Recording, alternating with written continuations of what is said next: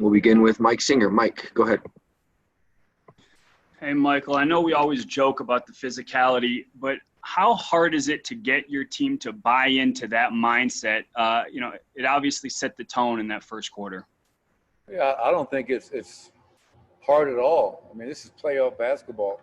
If you don't have a physical mindset, you're going to be going home early. I thought we had a physical mindset in that Utah series, coming back from a 3-1 deficit. And I thought tonight we were a noticeably different team tonight than we were in game one. Our defense, our activity, and the fact that we were willing to help each other. I thought Jeremy Grant's defense on Kawhi was spectacular, but the four guys behind it were giving the necessary help. I thought Gary Harris's defense on Paul George was terrific, but the help behind that was what we need and what we didn't have in game one. Obviously, the one area we have to clean up is the offensive rebounds. We played great defense, but they're able to grab 19 offensive rebounds, I believe, for 27 points. So if we can defend at the same level and clean up the glass, then we have a chance to really make some headway in this series. All right, next we'll go to TJ McBride. TJ, go ahead. Hey, Coach, to build off that defensive thing that you just spoke about, a lot of the conversation was around how do you defend Kawhi Leonard and Paul George at the same time? And it seems like Jeremy Grant and Gary Harris have been a duo that you have found that you can rely on in that. What have they done that has worked so well individually as opposed to just what was behind them to make life difficult at the point of attack for both of them? Yeah, I mean, that's the luxury of a guy like Jeremy Grant who can guard almost every position on the court. He's got tremendous size, length, athleticism. He knows his personnel and the tendencies. And the same thing with Gary Harris. Those are two guys that take the challenge head on. They take pride in their defense.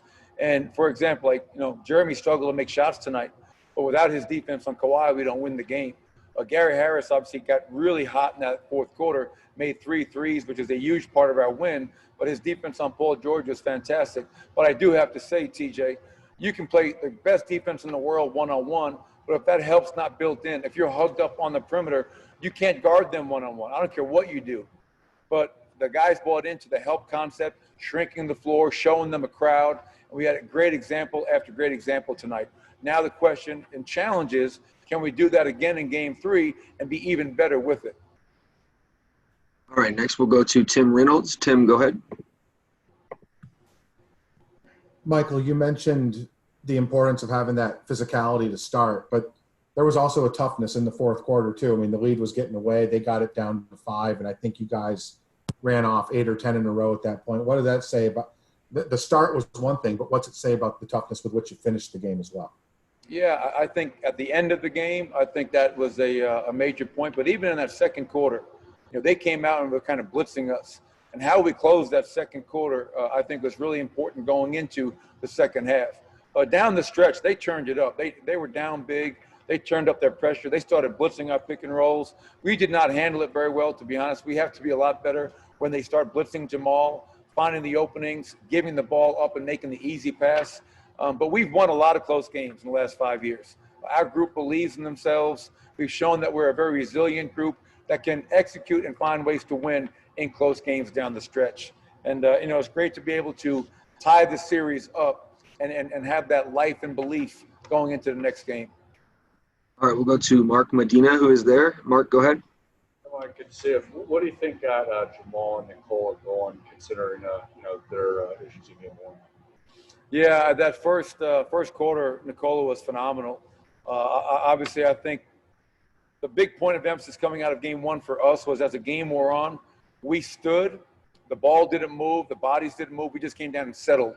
We did not make their defense work at all. I felt tonight there was a marked difference in our approach, our energy, our movement, and we made ourselves a lot harder to guard. And when we're at our best, the ball finds the open man, right? The ball, the pass is king, finds the open man, and Nikola was open. Their bigs are down the floor. He made the right reads, and he shot it well. And Jamal, you could tell, was much more rested tonight compared to game 1 and ready to go and had a very big night for us as well. All right, we have time for one more here, and we'll end with Kendra Andrews. Kendra, go ahead. Hey, Michael, you've touched on it here and there so far, but what allows you guys to get off to a 44-point first quarter? Yeah, I think it was when we defend You know, our identity is try to defend, rebound, and run. And I thought that to start the game, our defense was fantastic.